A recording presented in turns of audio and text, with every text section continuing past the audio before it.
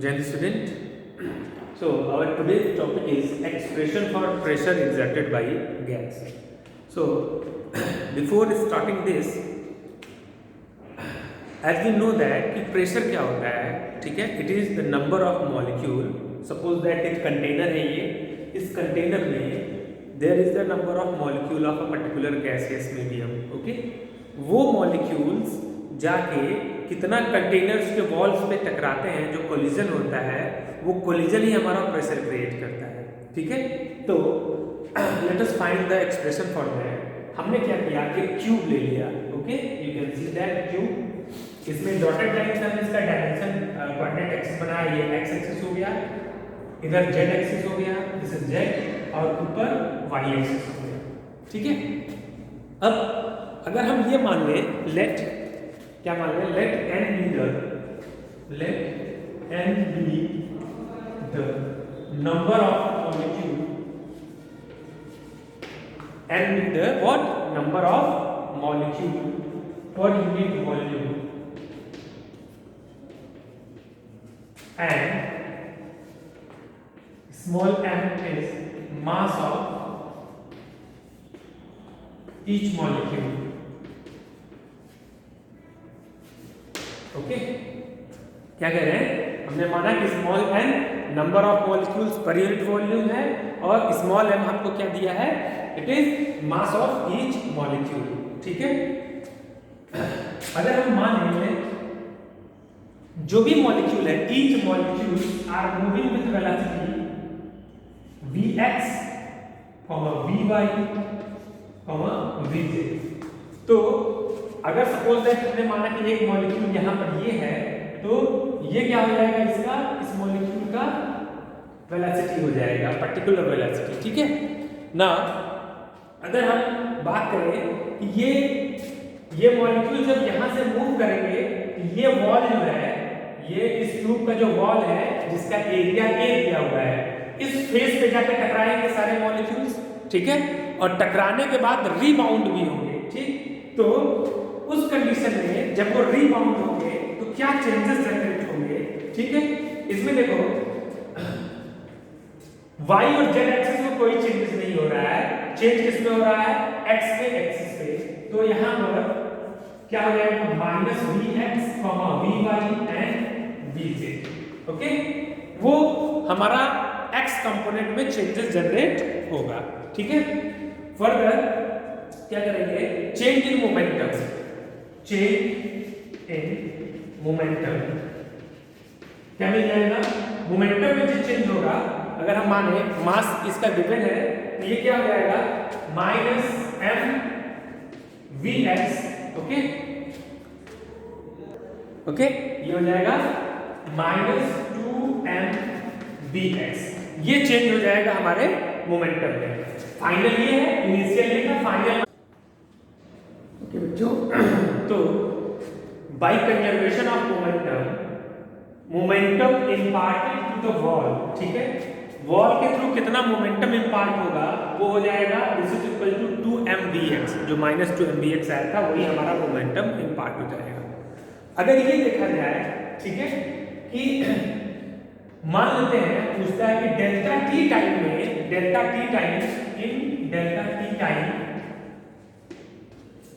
How many molecules will collide the walls having area A. इस wall के ऊपर कितने मॉलिक्यूल्स कोलाइड करेंगे. तो हम क्या कर सकते हैं कि इस लेंथ में, लेंथ मतलब वेलोसिटी ये है इनटू डेल्टा टी, ये लेंथ हो गया, स्पीड इनटू डिस्टेंस लेंथ हो गया.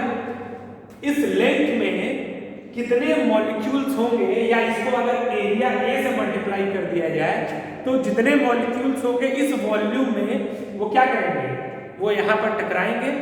ठीक है, और टकराने के बाद अगर कोई ये पूछे कि ऑन एवरेज कितने मॉलिक्यूल्स इसमें टकरा रहे हैं, देखो 50% अगर एवरेज की बात होगी तो 50% मॉलिक्यूल्स इधर जा रहे होंगे और 50% इधर आ रहे होंगे टकराने के बाद. ठीक है, इस वॉल्यूम में हाफ हाफ शेयर हो जाएगा. तो हम इसमें क्या लिख सकते हैं, जो नंबर ऑफ मॉलिक्यूल्स है, number of molecules heating the area, ठीक है, इस पर्टिकुलर एरिया को कितने मॉलिक्यूल्स हिट करेंगे, ठीक है, let us see in delta T time this will be equal to, जो कि इसका ऑन एवरेज एरिया है, ठीक है, वॉल्यूम है, कितना हो जाएगा, दैट इज हाफ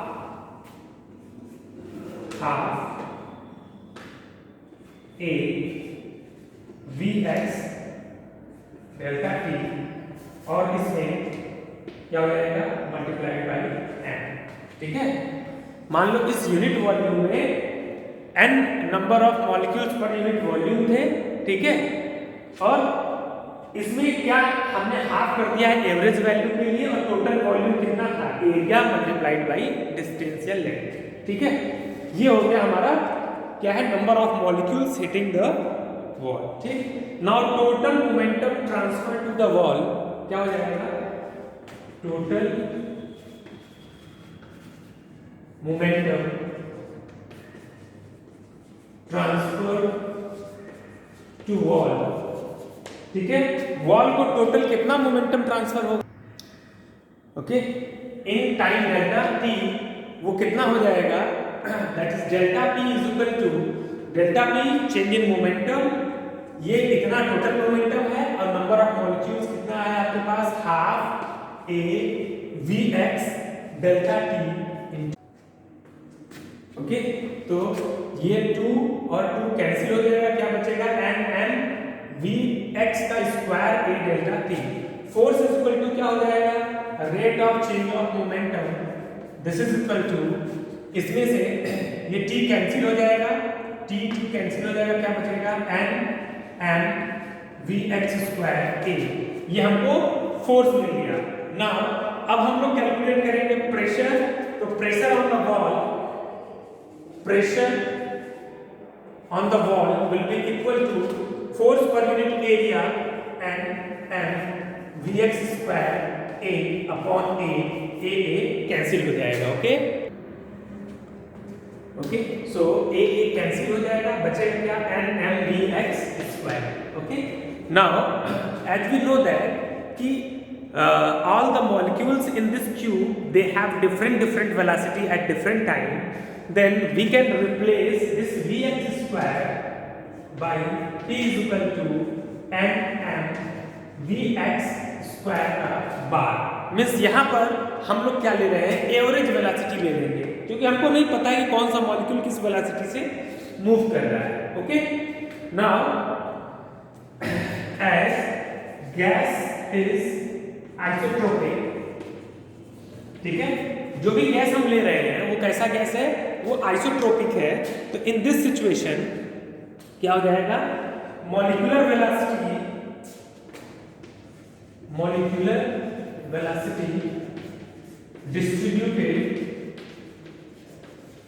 ठीक है, जो भी मॉलिक्यूलर वेलोसिटी है वो डिस्ट्रीब्यूट होगा, ओके, डिफरेंट डायरेक्शन में डिस्ट्रीब्यूट होगा, हेंस बाय सिमेट्री के हिसाब से हम लोग क्या कर सकते हैं इसमें, hence Vx square bar is equal to Vy square bar is equal to Vz square bar, इसका हम लोग एक ऑन एवरेज वैल्यू लेंगे, ठीक है, वो 1/3, ठीक है, इसके बराबर हो जाएगा 1/3, तीनों का कॉमन वैल्यू, इसको 3 से एवरेज निकाल लेंगे और इन सभी का एवरेज वेलोसिटी ले लेंगे, ठीक है। तो हमको मिलेगा क्या, यहाँ पर क्या बचेगा, ठीक है, ओके। नाउ अब हम लोग कॉमन वेलोसिटी की बात करेंगे, तो मीन वेलोसिटी की बात करेंगे, जो कि जस्टिफाई करेगा तीनों एक्सिस को एक्स वाई जेड के हिसाब से, ठीक है। तो इसको हम लिख सकते हैं वहां से, दिस इज इक्वल टू 1/3 है ही, और यहाँ पर v स्क्वायर बार हम लोग लिख देंगे, ठीक है। ये हमको क्या मिल जाएगा, प्रेशर मिलेगा, ओके, ठीक, क्लियर है। ये वैल्यू v स्क्वायर इतना हमको मिल गया है, प्रेशर क्या हो जाएगा, अपने उस फॉर्मूले में रख देंगे, 1/3 है ही, nm और साथ में v स्क्वायर बार, यही प्रेशर हमको मिल जाएगा इस सिचुएशन के लिए, ओके। और अगर इन टर्म्स ऑफ डेंसिटी चाहिए, तो 1/3 यहाँ पर रो आ जाएगा एंड v स्क्वायर बार। ये इन टर्म्स ऑफ डेंसिटी है। ओके बच्चों, तो हमने प्रेशर मिल गया।